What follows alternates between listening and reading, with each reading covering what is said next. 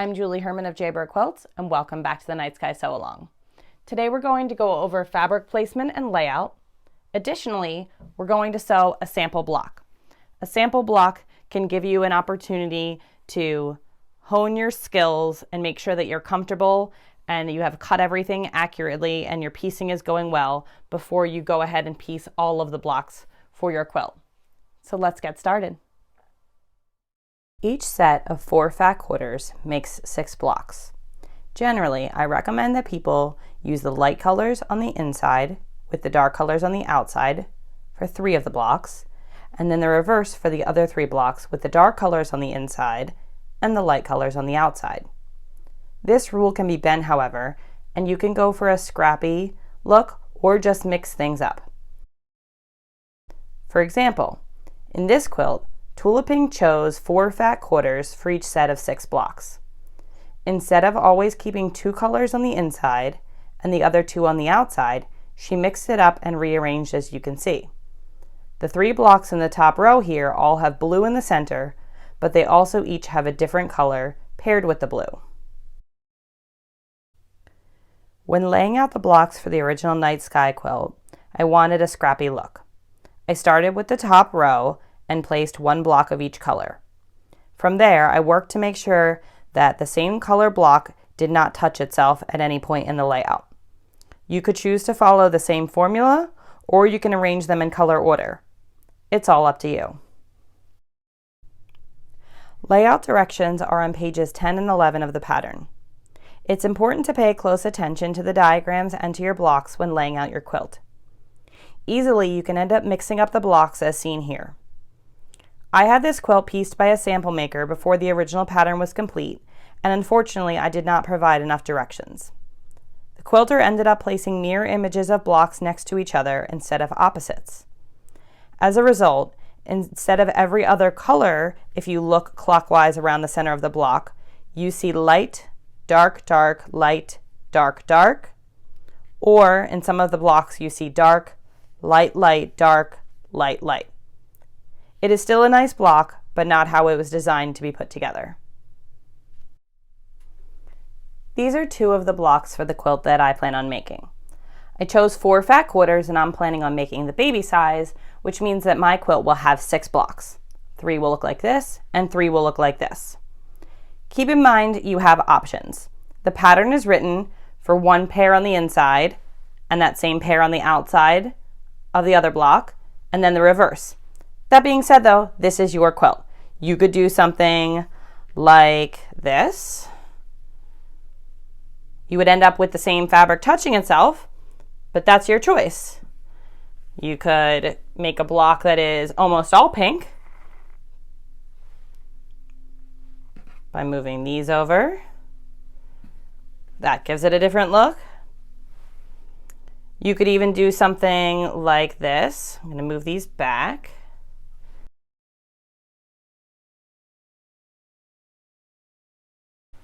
You could switch up the outside fabrics. So you could do something like this.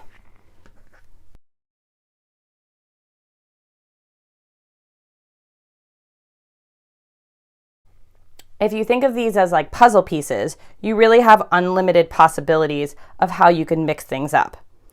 In this case now, every one of my star points has an orange and a pink. Or I could switch things around so that some of my star points are orange and some of my star points are pink.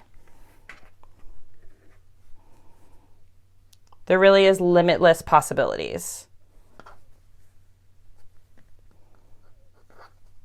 Turn that way. It is easy to get mixed up when you start to get super creative like this. I could add in some orange here. I could go ahead and put all of my pink next to each other, make the other half of my block this pink. You really could do so many different things. For today though, I'm going to stick with the way the pattern is written, and I'm going to feature oranges on the inside with pinks on the outside and vice versa for my other 3.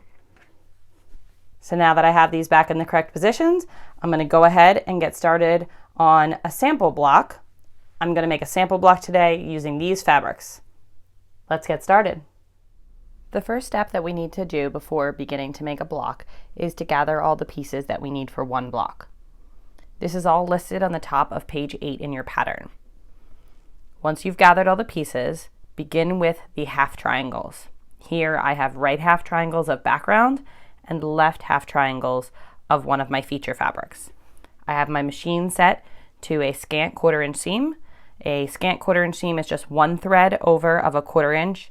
It accounts for the fabric that will get eaten up in the seam allowance so that my piece will measure perfectly once my seam is sewn.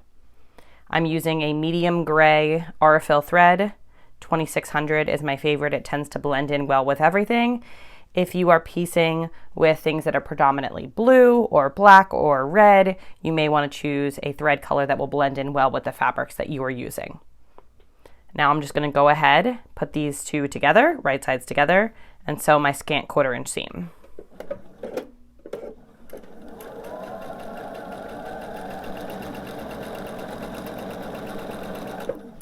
Now you could pin these if you like, but I find that that's not necessary at this stage, especially when I'm only working with two pieces that when put together are the exact same size, but you do what you prefer. You want to just make sure they're perfectly on top of each other, so I'll usually just slide the one over till they line up and go ahead and sew.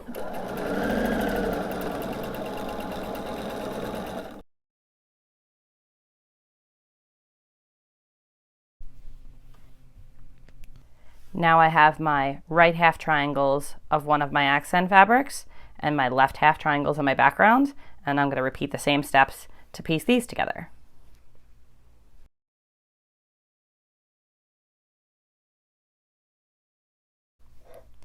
Now that I have these sewn, it's time to go ahead and press these. It's important to press these open. It might not seem that important, but it is. These pieces will eventually intersect with other pieces at these points here, and if you have pressed one way or the other, there will be significant bulk. So in order to avoid problems later on, we're going to go ahead and press these seams open and flat now. I do suggest that you press all seams open for making the points. We only press to one side when we get to the frame, and I'll talk more about that later. So go ahead and press it with your finger. I also recommend a seam roller. It's very helpful. You could get your iron out. And when I'm doing this in bulk and working on all of my blocks at one time, I often will get the iron out. But when I'm working on a sample block, I go ahead and just use my seam roller. So I'm just going to go ahead and use my seam roller to press these open.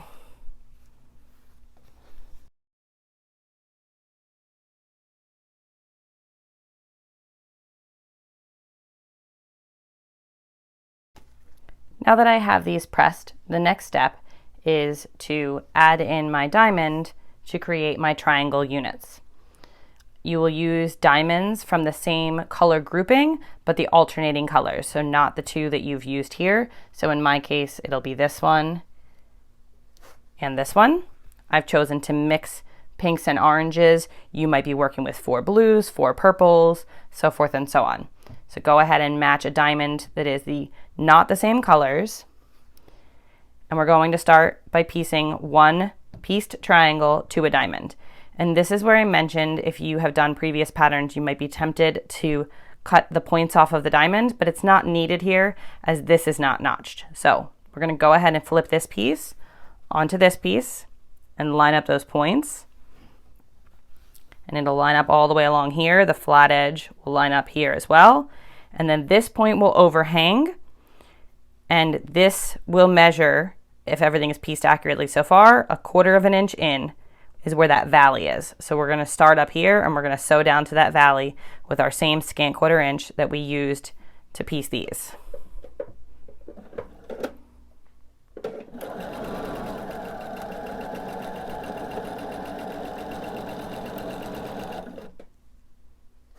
I'm going to go ahead and repeat that with another diamond.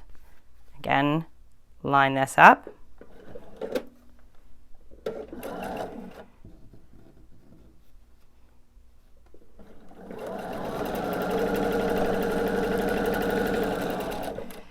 And it can be easy to mix things up when you start going a little too quick.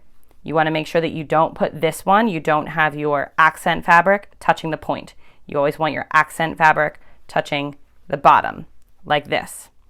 If you put your pieces like this, you're going to end up with the diagram on the bottom of page 8 that has the X in it to show you a mistake. I've done it. It can happen to all of us when we start to move too quick, but you want to make sure that your point up here, you always start with background fabric, not your feature fabric. So again, take this one, line it up.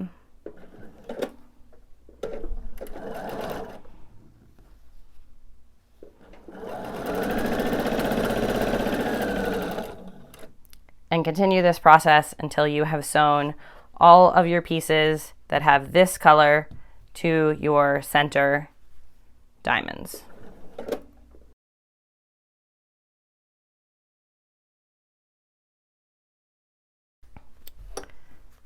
Now we have this, and we're going to go ahead and press this seam open just as we pressed these seams open.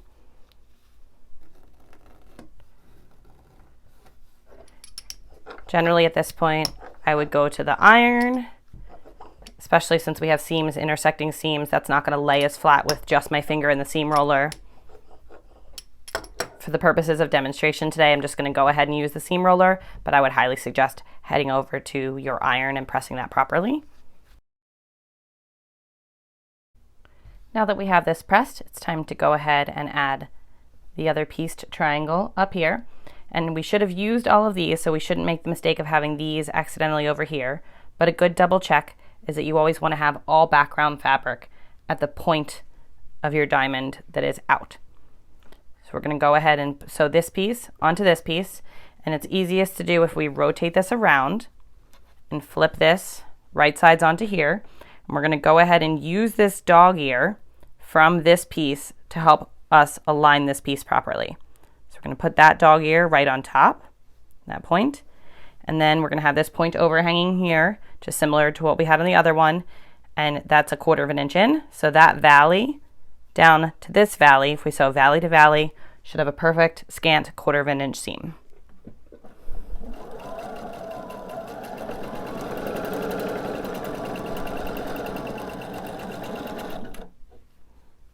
Get another one, make sure that we've got our background fabric. Go ahead and put them to get right sides together. Line that up.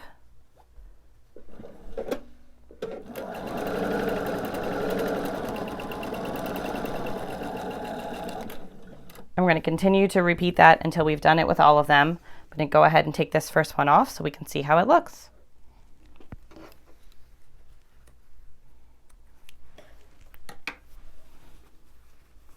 There we go. So I'm going to go ahead and head on over to my pressing station and press this after I have sewn all of my triangle units. Then to continue making my sample block, I'm going to go ahead and work on piecing these together. Now that I have my triangle units pieced, I'm going to go ahead and begin to sew them together into half blocks. So I'm going to start with 2 pieces that have different inside fabrics. You'll notice they have the same exterior fabrics. So we're going to put those 2 together and sew with a scant 1/4 inch seam. When I put them right sides together, it can be helpful to pin. This is a personal choice. If you don't want to pin here, you don't have to, but it can be helpful. I want to line this up, and I'm going to peel it back and make sure that this is a straight line here, and go ahead and put a pin in. And then the other place that I want to check my alignment is up here. I want to make sure these are perfectly on top of each other so that my points look great. So I'm going to go ahead and put a pin in right here. And I'm putting my pins far enough in that I won't need to remove them while I'm sewing. I can wait until I reach the end to remove them. So slow and steady, especially at the beginning, because we've got a couple seams coming together there. Make sure that my bottom points align as well. I'm just going to sew my scant 1/4 inch seam.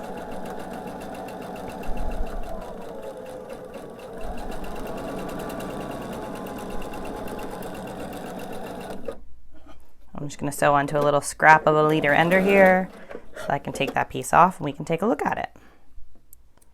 So snip that off, take out our pins, and let's see how it looks.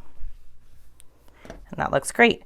We now have our point is inset 1/4 inch from both directions so that when we sew our frame on, we won't lose that lovely point that we've worked so hard for. and everything lines up here as well. So I'm going to go ahead and I'm going to finger press this open, and I'm also going to use my seam roller, and then I'm going to head over to the iron and press this as well so that I make sure that it's nice and flat before I go ahead and add my next piece. Gone ahead and pressed that nice and flat, and I'm going to go ahead now and take my third piece, which is going to be the same inside color as my first piece, and line that up. And you want to make sure that you don't accidentally put this one here and have the same one next to each other. You want to make sure that you're going every other with your interior fabrics. And the alignment of this piece is going to be very similar. I'm going to flip that together, and it's going to line up with this dog ear here from sewing our first piece. I'm going to go ahead and put those same 2 pins in. Line this up, peel this back, and adjust as needed to make sure that those seams are right on top of each other. I'm going to repeat that up here, line those up, peel it back, check, put a pin in. You might also find it's helpful at this point to add a third pin down here to make sure that this stays lined up, this triangle right on top of that triangle. Put a third pin in down here and go ahead and sew my scant 1/4 inch seam.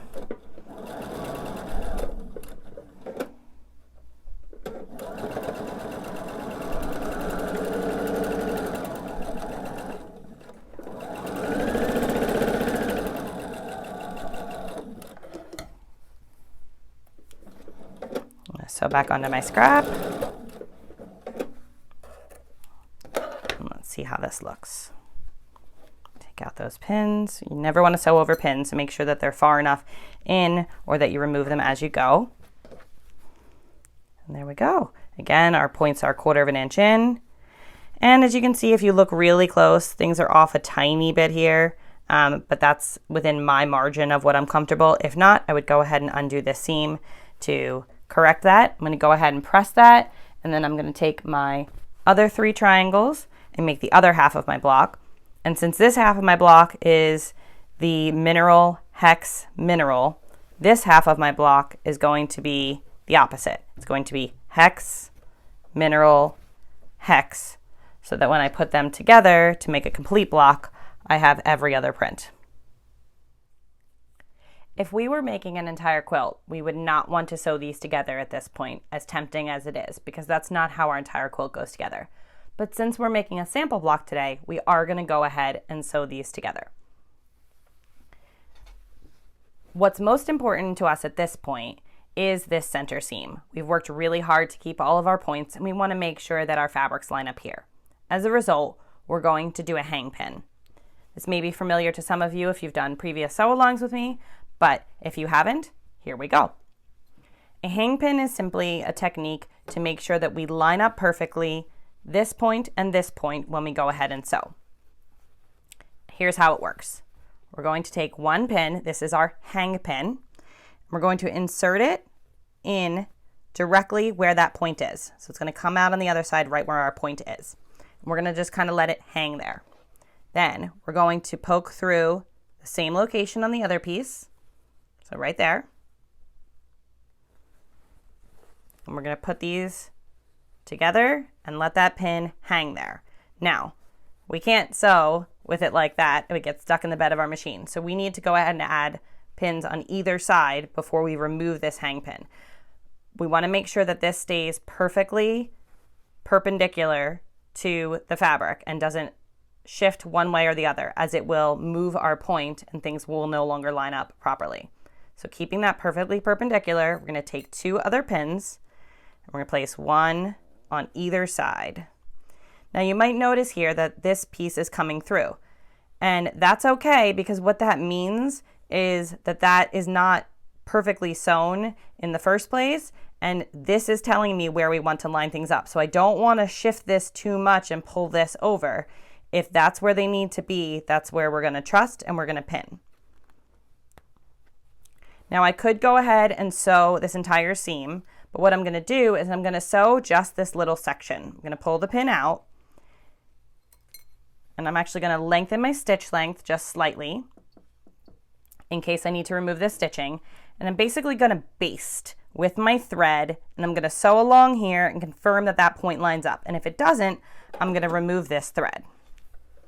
I'm going to remove my pins as I go, make sure that I don't sew over them. And this is a good time if you have a stiletto, grab mine, to use a stiletto to make sure that you keep everything down and out of your way. And go nice and slow. This is not a time to speed. We want to make sure that we're nice and accurate here.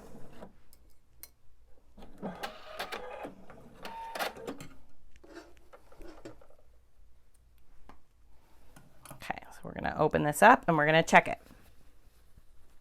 And that's pretty darn good. I'm very happy with that. So I'm now going to put my stitch length back at 2.5 so that I don't forget. And I'm going to pin here, here, here, and here, just like I did when I was sewing 2 triangle units together. And then I'm going to sew the length of my seam. Line these up, peel it back, check. Do the same thing here. I don't need to bother pinning in the middle because our sewing, our thread basting basically has served the purposes of pinning for us. Get those lined up. And as you can see, again, you see some of my pink poking out. It looks like this piece was a little short coming in here, and that happens, but we're going to be able to adjust and make sure that our block looks perfect by making sure that we focus on lining up our points.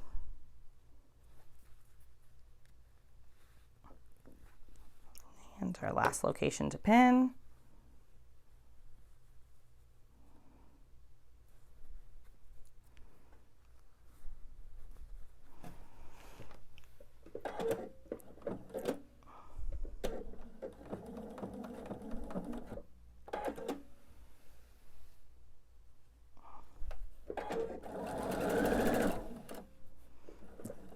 Now we're going to sew our scant 1/4 inch seam to finish our sample block. And remove our pins as we go. So nice and slow.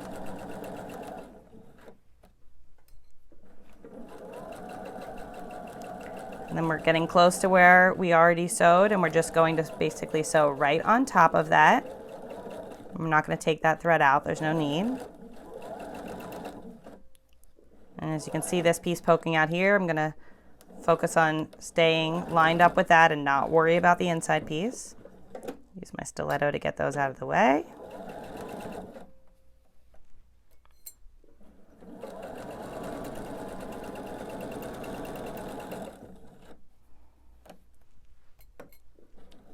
And you could backstitch here if you're not planning on doing anything else with your sample block, but it's not entirely necessary.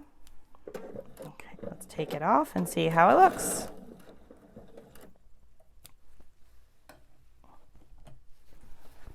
So our center still looks great because we had done our hang pin. That looks great. That looks great up there. Let's check the other side. That looks really good. And so does that. So I am very happy. So I'm going to go ahead and press this open. And now I have choices. I could leave this as is. I could use this in a scrap project. I could go ahead and put a border on it. I've now finished pressing the seam in my sample block, and now I have some options. I could toss that into a pile and do something with it later. I could use it in a project with a whole bunch of orphan blocks. I could make a table topper out of it. Another option that I recently did was I included a block on a quilted jacket that I'm working on. So this jacket is made up of a whole bunch of random leftover blocks, and I decided to include a night sky sample block in here. Today I'm going to finish this one as a table topper. And with the table topper you have two choices. You can do a smaller one or a larger one. The smaller one has a 1.5 inch pieced border, and the large one has a 2.5 inch. I'm going to do this one as a 2.5 inch. If you want to do the 1.5 inch option, you need to cut 2 pieces of fabric 1.5 inches by width of fabric, which is about 40 to 44 inches. And you're going to subcut those into 3 strips that are 8 inches, 9 inches, and 11 inches, and 2 of each of those. That'll make more sense when I show you what I'm doing with mine. So for mine, I'm cutting 2 pieces of width of fabric 2.5 inches, and then I'm going to subcut those into 2 pieces that are 8 inches, 2 pieces that are 10.5 inches, and then 2 pieces that are 13 inches. So the same process whether you're making the table topper with the thicker border or the table topper with the thinner border, the pieces are just cut slightly different, and I'll go ahead and make sure those are in the caption below for you to see as well. So once you have your pieces cut, the first step is going to be to take the smallest ones, which are the 8 inches, and to sew them on opposite sides of your piece as shown. You're going to do a scant 1/4 inch seam as we've been doing all along. I suggest when you get to the machine, flipping this piece over and sewing from the back. That way, when you have this at your machine and you're sewing your scant 1/4 inch, you'll be able to see your points and make sure that you don't accidentally do too generous of a seam and lose those points that you've worked so hard for. And after you've gone ahead and sewn both of those, you're going to press the seams out to the border. Usually we press open, but here, since we have bulk and no bulk here, we're going to go ahead and press this seam out to the border. I've gone ahead and sewn my first 2 border pieces, and now I need to trim them before I can sew on the next pieces. So I'm simply going to take my Sidekick ruler and rotary cutter, and I'm going to line up the base of my ruler along my border, and my angled line here will line up. Make sure that I have my 1/4 inch of my dotted line is on top of that point so that I don't lose that point. And trim. I'm just going to rotate myself around. And when it gets to this corner, I'm going to flip my ruler upside down so that the base of my ruler is still along my border. And trim. And if you're left-handed, it'll look like this. You'll have it set up here, and then you'll cut. Since I'm right-handed, I'm going to keep rotating it to cut with my right hand.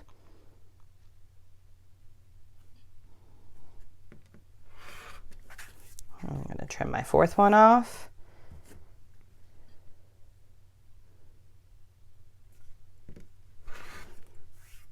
And now the next step is to take my 10.5 inch pieces, and I'm going to go clockwise. So I'm going to put it up here and down here and repeat the same steps to sew my scant 1/4 inch seam and press out towards the border. And again, when I get to the machine, I'm going to flip this piece and I'm going to sew from the back. Make sure that I have a little bit extra at the top and the bottom so that I'm good. And I'm going to do it this way so that I make sure I don't lose any of my points.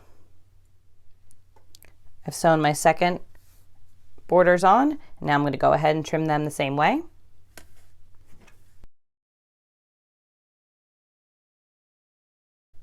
And now the last step to finish my table topper is to sew on my final 2 borders. I finished putting the border onto my table topper, and I could leave it like this until after I quilt it, but I'm going to go ahead and trim it so that I can see my hexagon.